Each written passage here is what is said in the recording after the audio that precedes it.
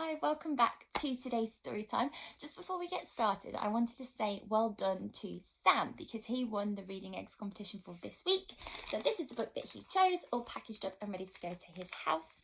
If you'd like to win next week, all you need to do is spend lots and lots of time on Reading Eggs, and the child in the class who goes on Reading Eggs the most will get to win one of these books. And I've added a couple of new ones in from last week's selection. So just make sure you go on it lots and lots, and then you'll be in a really good chance of winning. Okay, Boy in the Tower. So yesterday we had Polly Hoyim, who was the guest reader. So happy. Basically what I did was I tweeted her some screenshots of your little book chats that you were having about the book. Blocked out your names so it's all safe and she doesn't know what your names are or anything, and I just said to her, is there any chance that you would be able to come onto the Google Classroom and read a chapter of the story? We're up to this chapter. And I fully expected her to ignore me or block me, and she replied and she said of course. So I was like, oh my goodness. So it was absolutely brilliant, and she emailed me with the video a little bit late, that's why I didn't have it on the day before. But please, can you put lots of comments on that video if you haven't already, just to say thank you, because she is very busy, and I saw that she's got a brand new baby, so I didn't realise that, and I feel really cheeky for asking her to read, but she still did it. It was very nice of her, so do say thank you if possible.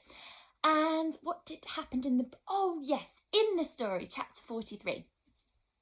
Addy was outside, he heard the noise, didn't he? So he's trying to work out who needed rescuing, and he found out blutchers, they go pop, and then they release this sort of liquid, but it doesn't seem to be damaging. And then right at the end of the chapter, he found a little cat that needed help. So he's got it in his arms, and let's see if he's able to get back to the tower safely. Chapter 44. I desperately try to pull my leg away from the blutcher, but its grip is crushing. It anchors me to the spot.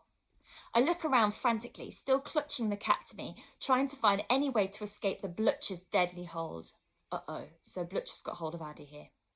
The blutcher's squeezing me now so tightly that I wonder if my leg will simply break from the pressure. I cry out and bury my head in the cat's silken fur. I think, this might be the end. The popping of the blutchers is so loud that it sounds like the whole world is exploding, just like when you hear thunder and it seems to make the walls of the room vibrate a little bit. Except I think I can feel the sound in my chest and in my ribs and deep inside my body and my lungs.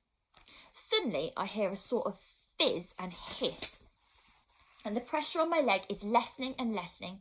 In front of me stands Obi, his face obscured by scarves and goggles, and behind me I see the shriveled dead body of the blutcher.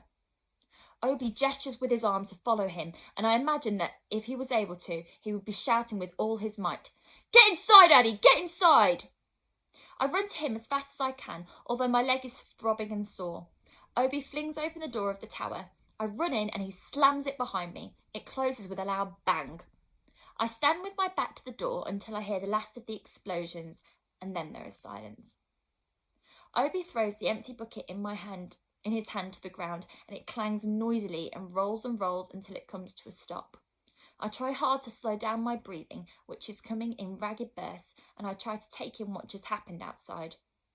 It was all down to Obi. He threw a bucket of salt on the blutcher that was attacking me. He saved my life. Obi pulls off my scarves, pulls off the mask and goggles. I manage to say, "I'm okay, Obi, I'm okay."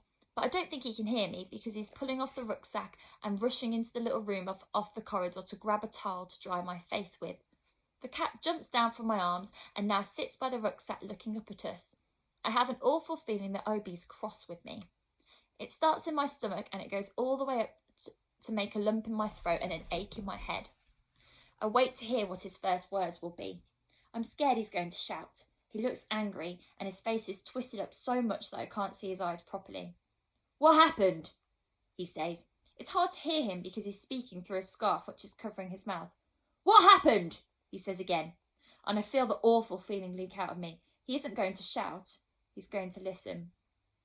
I tell him about what I saw when I was looking out of the windows, how I thought it might be someone who needed help, that I'd run down to get myself ready to help, and that there hadn't been time to go and find him or tell Dory. I describe how the blucher burst all over me, but how it hadn't hurt, and how one of them wrapped a vine around my leg to trap me, and that I couldn't find anyone out there in the end, apart from just one thing, and I point to the cat, which is still sitting patiently at our feet and is waiting for the story to turn to it.